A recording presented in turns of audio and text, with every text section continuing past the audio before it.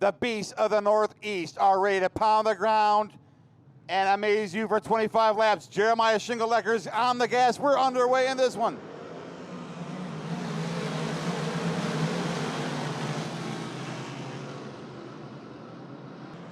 He makes that happen. Meanwhile, Krummert underneath Murdoch. He's got that third spot taken away at the halfway point. Walters runs fourth, Malik fifth. The 6 is Rogalski. The 7th is the 35 of C. Slater. Oh, Schwartzlander makes contact with the 37 MD in the left quarter, trying to slide up underneath him. Not gonna happen. Underneath, good bit of defense on display there. Schwartzlander's gonna take a look back inside for this one. You get your money's worth tonight in this feature. Schingelecker back to the lead. He lost it, got it back. Schwartzlander maybe out of tricks at this point. One set of turns left for the 37 MD. It's been a long, hard season, but Jeremiah Schingelecker will get a win in 2020. Schwartzlander comes home second, followed by Murdoch in third. Colton Walters in a fantastic run in fourth. Steve Slater comes home fifth. That's the top 5. We're heading down to Terry Bowser Excavating Victory Lane. He's stepping out of the car right now. Put your hands together for the feature winner, Jeremiah Schingelecker. It'll be Farnham, followed by Bowser, and Brent Mattis. As we get a green flag from Dan Hunkeli in the flag stand, here we go.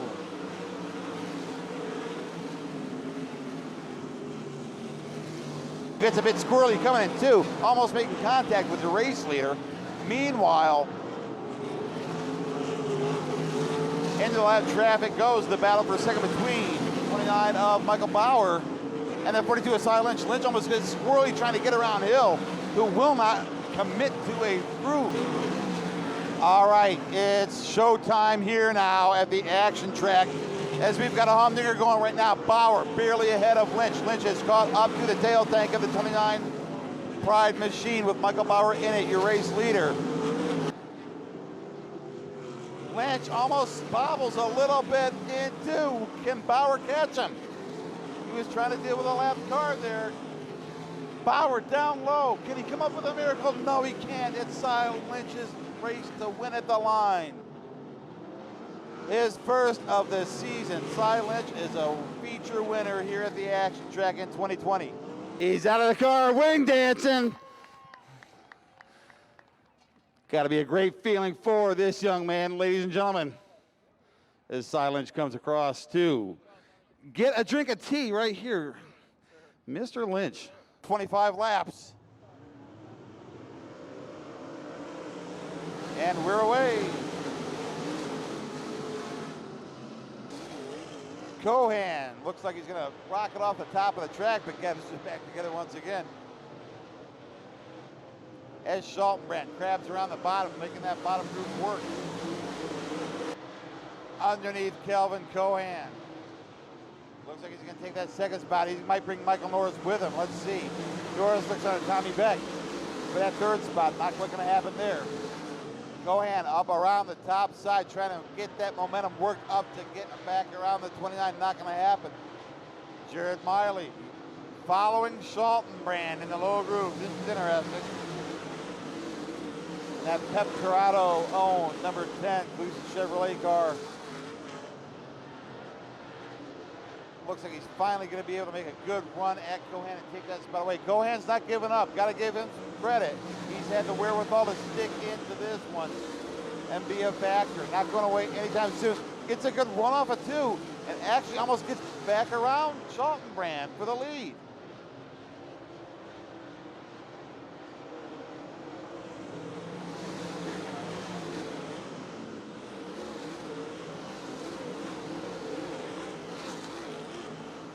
And Cohan off the backstretch. Tom Bateman's going off the track too, but Cohan. It's a door handle to door handle tie at the line between himself and 29 against Schattenbrand. Schattenbrand doing what he does best. Working hard, getting the moisture out of the bottom and grabbing that first groove that you see. Exactly what he needed to catch up, but not quite. We got a white flag in the air for Miley. No. Miley slips up top in 2, and Norris makes his way right around Miley looking for a little bit of momentum coming off the board. He finds it. Coming off the bottom of turn 4. What a race, Jared Miley. He's out of the car. As we have some donuts, anybody? Ladies and gentlemen, tonight's Precise Racing Products Dirt Car Late Model Feature winner. Give it up for Jared Miley. This one's gonna go green right here at the stand. Dan Flagman's got that flag out waving.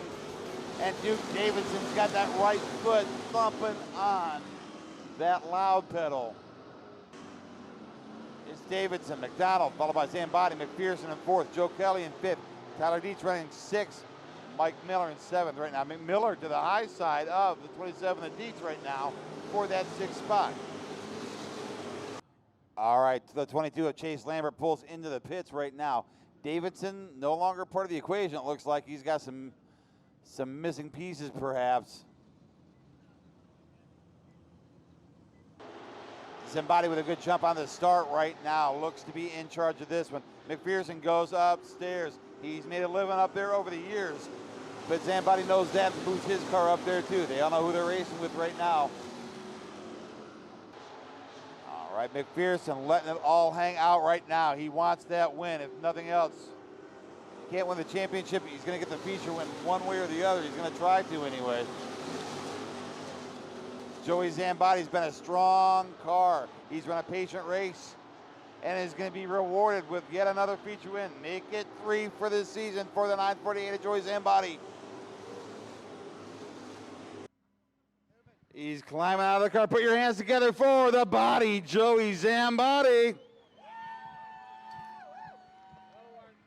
Here, this is great. We got a lot of fans down here. This is awesome. We get a chance to get a signed shirt, hoodie from their favorite driver. This is a great time for them to get pictures taken. AJ, talk to me about what this one means to you, but it looked early on this season like you had some work to do to get back to where you were. You found that and then found a whole new gear in August, September, and October. Take me through this season for you. Yeah, I mean, started off pretty average at the beginning. I thought we had some decent points going in, but second week we just had an incident on the front stretch, didn't finish, and then third week the 11 got into us and it kind of knocked us out of some points there. But I knew that if we could just buckle down, I knew that we were a good race team. I knew we were resilient. It took us a little bit to find our groove, but we got to win at Tri-City, and then it just seemed like everything started clicking here at Lernerville. Knocked off pretty much all 3 wins in July, and we were able to storm through the field pretty good. Grabbed a win last week too, and I wanted to really get this one tonight too. I probably took some chances I shouldn't have taken, but Cy was quick, Bauer was quick. I knew that I would have had to get to him, and traffic was pretty rough, but I was trying to get it tonight just so I could do victory lane and championship all at the same time, but it wasn't meant to be, and Cy ran a great race, so congrats to him. But it's just pretty cool that we were able to stay consistent through the last half of the year after some of the issues we ran into at the beginning and pull off title number 4. Absolutely. Talk to me about your growth as a driver this year. You've made mention of a lot of times on social media about preferring one track one way or another track another way when it comes to the slick, tacky, and in-between battles. Does it feel like that sense of being good on both sets of tracks wherever you run is becoming clear to you now and easier to master? I mean, I want to say yes, but I think the answer is no. Like Port Royal, we struggled all year this year. It was real slick. We struggled. Lernerville, we didn't get too many slick tracks, but when we did, we were able to take advantage. I think a first and a third and maybe another third at the beginning of the year, so we weren't horrible.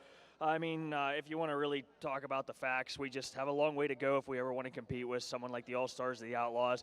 Those guys are good no matter what the situation is, and even on fast tracks, when we had the Outlaw show here a couple weeks ago, we just didn't have speed, and we've spent the last 2 weeks on similar racetracks, and we've been working very hard to try and improve. So I know we're a fast race car, but I know we still have a long way to go to get better. Absolutely. Just really quick, just talk to me about this one, what this one means to you as compared to all the other ones. Does this feel any different, or what place does it take in your memory of racing? It's just cool to get number 4. I wanted to keep our percentage above 50% for my lifetime. So my 7th year of racing, we've got 4 titles. First year was rookie year. Then I was second to Jack in 2016, and I was third to Jack in 2019. So I want to keep that percentage high. I mean, if we're running Lernerville every Friday, we might as well consider the points. Hopefully we can keep winning. The title takes care of itself, and we just keep moving forward. All right, AJ, congratulations. Thank you for all you do for this place. And once again, have a great off season. Will we see you at the Stampede? Yeah, you'll see us at the Stampede. I want to give a special shout out to Fence by Maintenance Service, Dave, Debbie, Dan, Hartman, Ferguson Heating and Air Conditioning, Nick, Tracy, Dave, all those guys. Alina, thank you for your support. Red Robin Gourmet Burgers, hopefully Chris and Sue are happy with this one. All the JD Byrider people, Chernega Construction, Fence by Maintenance Service, like I said, Stanford's Glass Service. We got a great group of people. Special thanks to everybody on the crew, Mom, Dad, my girlfriend Ashley, all the Daves, the Doug, Jordan, Matt, thank you guys for your continued support. It means a lot, and I know we have a long off season coming. Hopefully we can get the Stampede done and then just focus on 2021. All right, ladies and gentlemen, your 2020 People's Natural Gas Sprint Car Champion, AJ Flick. Kenny Schattenbrand, thank you very much. Tell me what happens here when you go back to back. How honored are you, and how much of a hard job was it to get back here? Talk to me about what you had to overcome and how it feels. This one was harder than last year. Last year we wrapped it up a week before, and this one, after the heat race, I was like, oh man, this isn't good. And we went back, and there was 2 flat tires, and then the starter went bad. It was just a handful all night. So all my guys worked hard, and we pulled through again. You pulled through again, and that puts you in the book twice. There's some pretty impressive names in that list twice. What does it feel like to be on there twice? I'm good with 2. I'm done with 3. Outstanding. Kenny Schattenbrand, we'll see you at the Stampede back here in 2021? Yes, absolutely. All right, awesome. Ladies and gentlemen, your Precise Racing Dirt Car Late Model Champion, Kenny Schattenbrand. Back-to-back is hard, and this guy made it look easy this year. Tyler Dietz. Talk to me about how this one feels now. That's 2 in a row. That was the goal coming into the season, was to get another track championship here and get one of the late models. You just fall short in the late models after a good run, but this one has to give some satisfaction to you this year. Yeah, I mean, this was definitely the goal coming into this year, and you know, I really wanted to go at the late model one was my main goal, and you know, we were trying hard to get the stock car one too, but just weren't able to put all the work that it takes week in and week out like we did setup-wise and stuff. And, you know, we pretty much just rode the momentum from the last 2 seasons that we had. And with my consistency, it just was enough to pay off. Back in 2021 with both Super Late and Pro Stock again, or are you looking to maybe funnel more resources and time into the full-time late model program? I can't really say yet, but I'm definitely going to focus on the late model. I got a lot invested in it, and I got a lot of sponsors and a lot of people that put a lot of work into it. And so I'm not sure if I'll be driving this again next year or not, or full-time or not, but I would say this will probably be the last championship, stock car championship for me. Well, if it is the last, it's been a great run and a great career development. Just take me through the people you need to thank that made it happen for you. You've got a team. You guys have always been a team in the shop, and you're proof that championships are won there in the shop with the work that you put in on these cars. Yeah, I got to thank my crew. I definitely have the best crew in the pits, hands down. No one better. These guys bust their tails, you know, throughout the week. You know, Charlie and Bob and Tom, they work on the stock car and they do all the maintenance to it and do everything that the best that they can, where I wouldn't even be able to look at this thing. I have a hard enough time getting the late model ready. And, you know, on the late model, Todd and my brother Jake and Mikey started coming helping us this year. Dan and Kathy. I don't want to leave anybody out because I feel bad, but, you know, I can't do it without you guys, so this is as much a championship for you guys as it is me. Ladies and gentlemen, put your hands together one more time for your 2020 Millerstown Pick Apart Dirt Car Pro Stock Champion, Tyler Dietz.